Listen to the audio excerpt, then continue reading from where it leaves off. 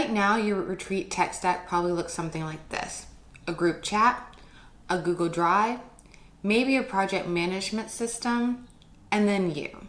You are the actual app that's holding everything together. You're the one that your team texts when they can't find a document. You're the one that knows what guest list is the current one. And you're basically the search engine for your own team. Today, I'm teaching you how to build a single coordination hub using the HUBB method. That way, the tech will carry the coordination and not you.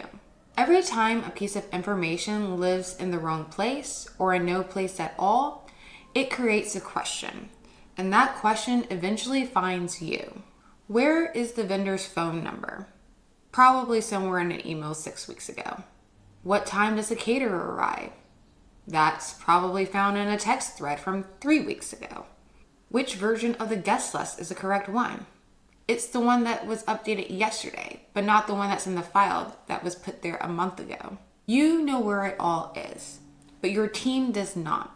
And that gap between what you know and what your team can actually access is the very reason why you keep getting pulled back into the logistical conversation, even when you're not supposed to.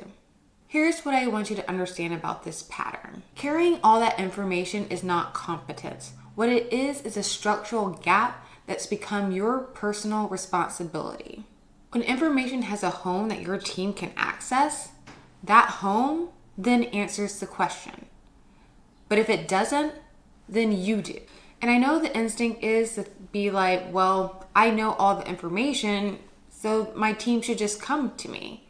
And it's true, you might be the most organized person, but being the most organized person is not the same as being the most accessible place for information. Those are two different things, and only one of them requires you to be personally available anytime a question is asked. Let me show you what this looks like on event day. It's halfway through day 2. It's halfway through day 2 of your retreat. You're in the middle of a session and you get a text message from one of your team members. There's a room assignment that needs to be changed, but they need access to the contacts of the hotel's information so that they can let the hotel team know. But that information is in your email. So then you have to step out, find that information in your thread, text it to them, and before going back into the room. It only took about 3 minutes, but it did interrupt your flow.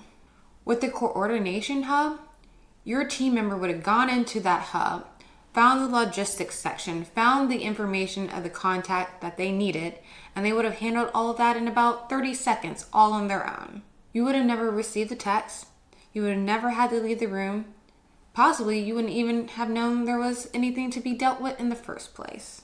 That is the difference between information that lives in your head and information that lives in a place that is accessible to your team. And that's why roles and briefs, as important as they are only part of the solution. You can map out your 4 domains and you can decide what decisions they have authority over in your brief. But if your brief references for them to check the run of show for something, but that run of show is in your emails and not somewhere that they can access, then the brief breaks down when it really matters the most. Your brief points people to the information. The tech layer is what makes that information findable. When I talk about tech infrastructure for retreats, I'm not talking about adopting 10 new platforms.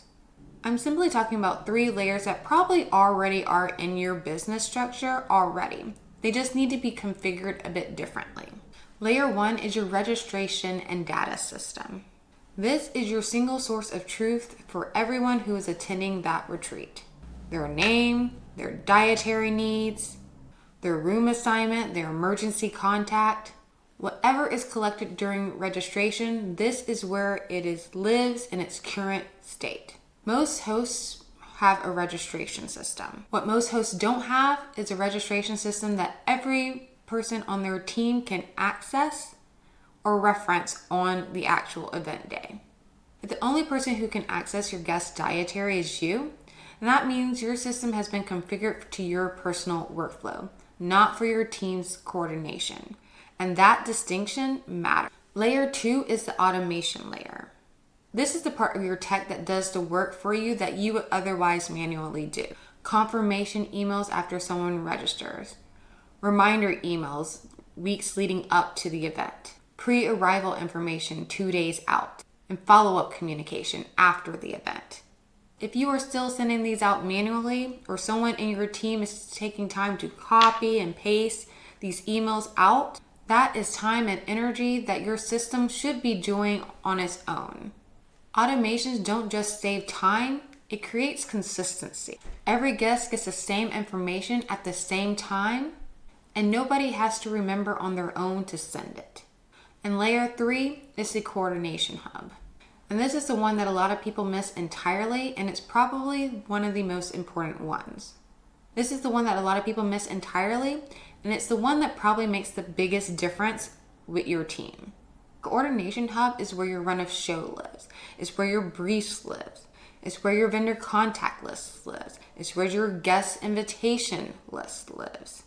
It's where every operational document that your team needs to reference day of that is up to date lives. And it is organized by domain and accessible to anybody wherever they are standing on the floor.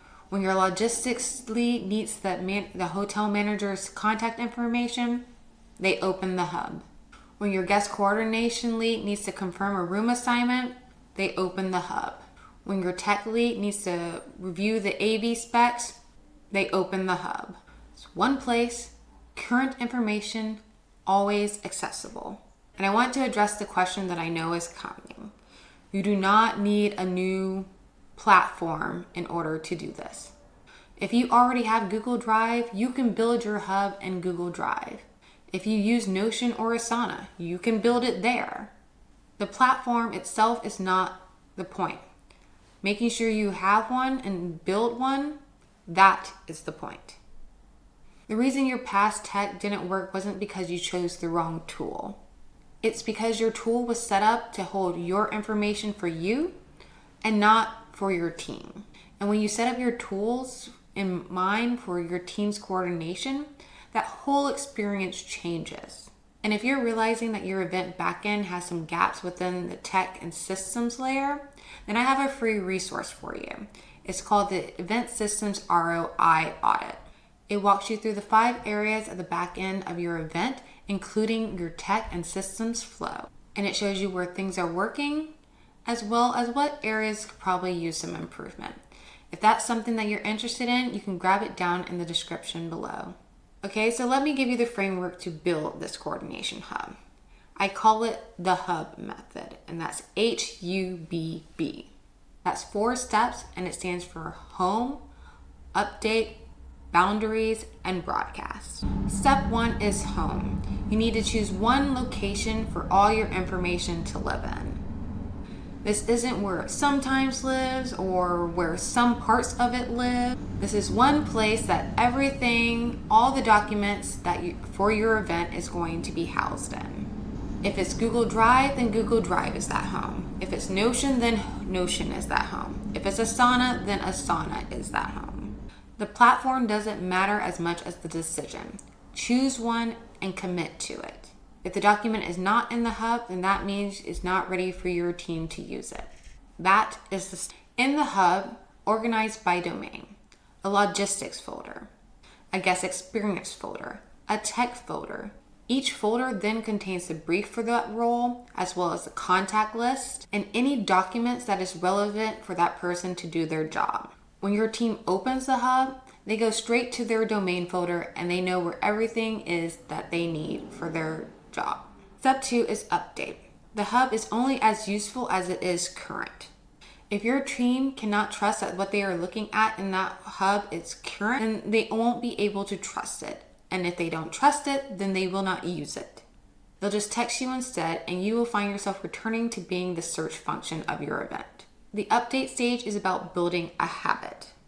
Every time a decision is made, every time a vendor confirms, every time a guest updates their information, every time the schedule changes, that information gets moved into the hub immediately. Not at the end of the week, not at the end of the night.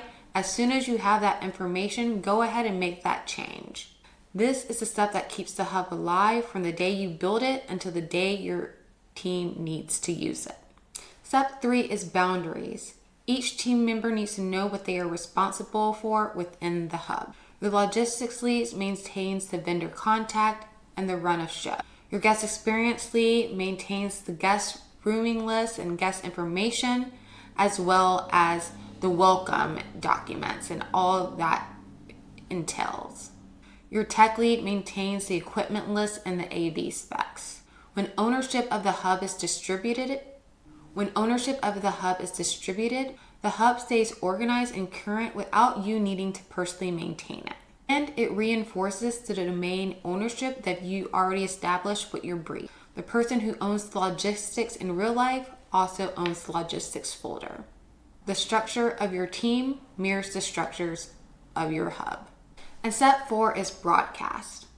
This is the step that makes a difference between a hub that gets used and one that gets forgotten.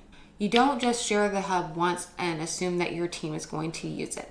You reinforce it by bringing it up in briefing calls. You include the link in your pre-event emails to your team. You mention it in your day before check-in messages with your team. You make sure it is the first thing your team opens the morning of the event. The goal is to train the instinct. When a question comes up, their first move should be to open that hub. Not to send a text, not to look through emails, but the hub.